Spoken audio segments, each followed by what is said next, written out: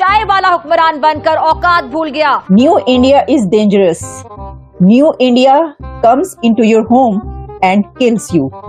ये कहना है पाकिस्तान के permanent representative to UN Munir Akram साहब का। एक तरफ पाकिस्तान के सियासतदान भारत की तरक्की के गुण गा रहे हैं और दूसरी तरफ यूएन में पाकिस्तान के एम्बेसडर ये कह रहे हैं कि इंडिया बड़ा खतरनाक हो गया है। इसने फिर पाकिस्तान के खिलाफ बकवास की, जहर निकाला। कहना यह था कि पाकिस्तान के हाथ में 70 साल से बॉम्ब का गोला होता था और अब कशकोल होता है। हमने तो देखे इंडिया हमें कब मारेगा आगे, हम तो हमारी हुकूमत तो हमें खुद मार रही है।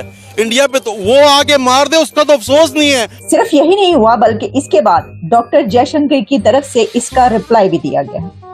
डॉक्टर जयशंकर ने इसका जवाब दिया है। हमारे प्यारे पाकिस्तान के बारे में अगर बात करोगे तो मुंह तोड़ जवाब मिलेगा।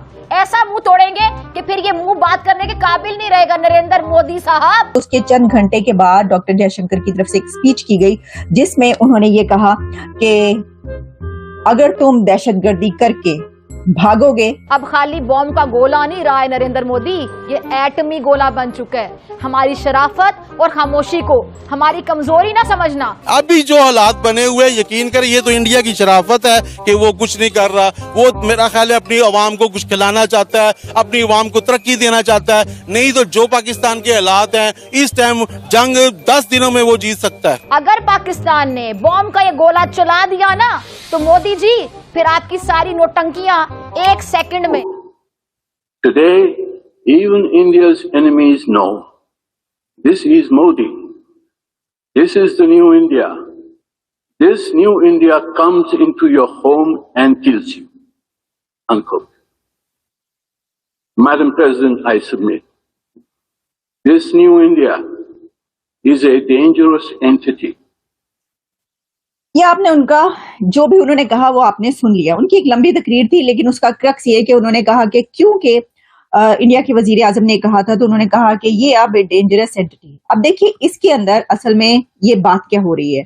आप जानते हैं कि कुछ दिन से ये चल रहा है और ये बात की जा रही है कि पाकिस्तान के अंदर ऐसी हलाकतें हुई हैं, कोई 13-15 के करीब, 13-15 के बीच ये वाली हलाकतें कही जा रही हैं। बार बार 13 का फिगर आता रहा कि 13 ऐसे लोग पाकिस्तान के अंदर जगह जगह चौराहों सड़कों पर मारे गए जिनका ताल्लुक किसी ना किसी तरीके से जो कश्मीर में जिहाद किया गया, जम्मू कश्मीर में जो जिहाद किया गया उससे जाकर मिलता था। वो वहां पर मुजाहिदीन कहलाया करते थे और उस जिहाद में वो हिस्सा लेते रहे, या वो ऐसी ऑर्गेनाइजेशन से कहीं ना कहीं उनका ताल्लुक जाके जुड़ता था कि या वो पहले उनके लिए काम करते थे या उसके बाद जो है अंडर कवर चले गए वगैरह वगैरह के जो कि ऐसी तंजीमें हैं पाकिस्तान के अंदर जिसके हवाले से जो है FATF में भी नाम जाता रहा और ये सब चलता रहा कि जनाब दहशतगर्दी जो है वहां से हुई है। अच्छा, अब इसके ऊपर डॉक्टर जयशंकर की तरफ से जो रिप्लाई आया मैं आपके सामने वो भी रखे देती हूँ, जो कि रिपब्लिक टीवी जो है उसके ऊपर मैंने ये पढ़ा और ये कहा गया कि डॉक्टर जयशंकर ने अभी ही एक स्पीच की है। उसके चंद घंटे के बाद जब ये चीज सामने आई तो उसके चंद घंटे के बाद डॉक्टर जयशंकर की तरफ से एक स्पीच की गई जिसमें उन्होंने ये कहा कि अगर तुम दहशतगर्दी करके भागोगे तो सही सलामत वापस नहीं जा सकोगे या ये भूल जाओ कि you would be safe there. ये क्या कहा है आप जरा देख लीजिएगा, आप खुद ही सुन लें। Output is very different. Don't think because you've done something and run away to that site that you are safe there. You will not be safe there.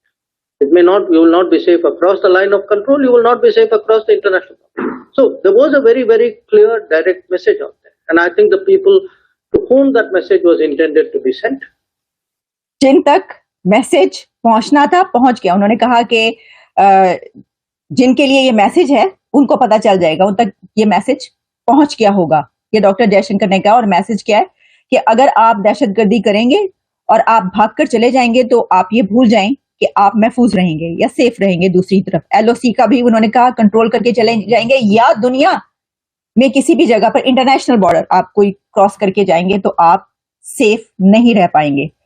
तो इसका मतलब ये है कि आपको सेफ नहीं रहने दिया जाएगा, यानी ये कि दहशतगर्दी होगी तो उसका बदला लिया जाएगा या अब नहीं छोड़ा जाएगा। तो जो मुनीर अकरम साहब ने बात की है उन्होंने उसमें ऐसे कंट्रीज का भी जिक्र किया जैसा कि कनाडा है, कि जनाब कनाडा में जो है ये जो कत्ल हुआ निजर का, और इस तरह की दुनिया में उन्होंने कुछ नाम लिए कि ये जो कत्ल हुए हैं इसके पीछे इंडिया का हाथ है। तो पाकिस्तान का जाहिर है कि उन्होंने खासतौर पर ये कहा कि अब इंडिया पाकिस्तान के अंदर घुस के मारा है।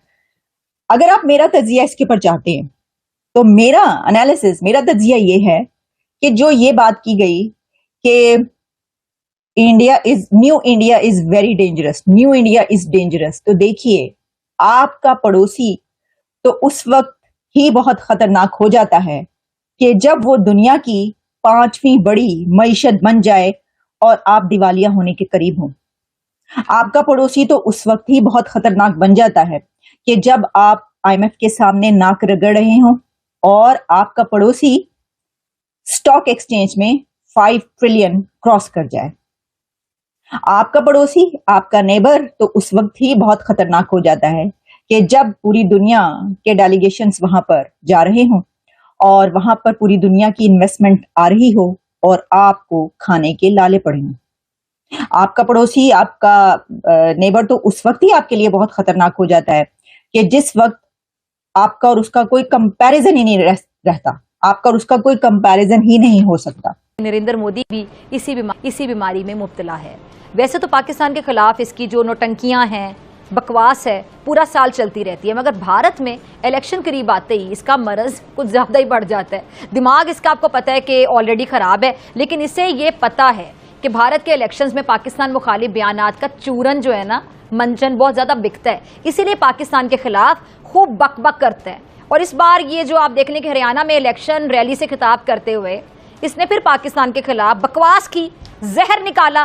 कहना यह था कि पाकिस्तान के हाथ में 70 साल से बॉम्ब का गोला होता था और अब कशकोल होता है। तो मैं इस नरेंद्र मोदी को आज इस प्लेटफॉर्म से बता देना चाहती हूँ, जवाब देना चाहती हूँ इस बात का बतौर पाकिस्तानी, कि पाकिस्तान के बारे में जब भी बात करे तो जुबान संभाल कर बात करे, क्योंकि तुम्हारा ये टुक टुक करता नाम नेहाद शाइनिंग इंडिया नहीं है, बल्कि बर्निंग इंडिया कहना चाहिए। शाइनिंग इंडिया कहते हो जहां तुम्हारी बकवासियात को भाषण समझा जाता है। हमारे प्यारे पाकिस्तान के बारे में अगर बात करोगे तो मुंह तोड़ जवाब मिलेगा। ऐसा मुंह तोड़ेंगे कि फिर ये मुंह बात करने के काबिल नहीं रहेगा। नरेंद्र मोदी साहब, ये गुजरात नहीं है कि जहां के बेबस निहत्थे मुसलमानों को तुमने खून में नहलाया और आग में जलाया। ये पाकिस्तान है, मेरा प्यारा पाकिस्तान, 25 करोड़ मुसलमानों की आबादी वाली एटमी रियासत। अल्हम्दुलिल्लाह अपने इंतखाबी जो आइटम है ना, उसके लिए मत भूलो कि बॉम्ब का गोला। दोस्तों, मुझे उम्मीद है कि ये वीडियो आपको पसंद आया होगा। वीडियो पसंद आया तो प्लीज़ हमारे यूट्यूब चैनल सोच टाइम्स को जरूर सब्सक्राइब करें। अगर फेसबुक पे देख रहे हैं तो पेज को भी जरूर फॉलो करें। मैं आपको बता तो सोच टाइम के साथ आप लोग हर दिन एक खबर को देखेंगे। यहाँ पे आपको काफ़ी सारे अलग अलग टॉपिक को कवर किया जाता है, जहाँ पे हम पाकिस्तानी मीडिया रिएक्शन, अगर कोई भी इंडिया में घटना घटे उस पे हो, या फिर यहाँ पे इंडिया में कोई घटना घटे तो उसके रिलेटेड भी वीडियो डालते हैं। उसी के साथ साथ हमारे इस चैनल पे आपको कई सारे शो देखने को मिलते हैं, जैसे सोच टाइम बुलेटिन, जहाँ पे पूरे दिन में कोई भी घटना घटता है तो उसको हम प्रॉपर आपको एक्सप्लेन करके समझाएंगे। और उसी के साथ साथ मैं आपको बता दूँ, आपको यहाँ पे सोच टाइम शो देखने को मिलता है जो कि रोज़ आपको शाम को देखने को मिलेगा। उसी के साथ साथ आपको कई सारे जैसे हिस्टोरिकल टॉपिक हो या फिर हो यहाँ पे डेली का सैटरडे लेट नाइट शो, जहाँ पे सोशल मीडिया पे चलने वाले कोई भी ट्रेंडिंग टॉपिक के बारे में बात करेंगे। ये काफ़ी ज़्यादा हमारा जो चैनल है वाइब्रेंट होने वाला है, काफ़ी बेहतरीन आपके लिए ऑप्शन होगा। तो हमारे चैनल को एक बार जरूर विजिट करेगा। आप ये वीडियो यहाँ तक देख रहे हैं, एक बार जरूर सोच टाइम को विजिट करें और सब्सक्राइब करें। इस चैनल को आप सब्सक्राइब करने के बाद मेरे हिसाब से और किसी भी चैनल को आपको सब्सक्राइब करने की जरूरत नहीं है, क्योंकि यहाँ पे आपको हर एक टॉपिक के रिलेटेड वीडियो देखने को मिल जाएगा। तो प्लीज़ सोच टाइम्स को जरूर सब्सक्राइब करें।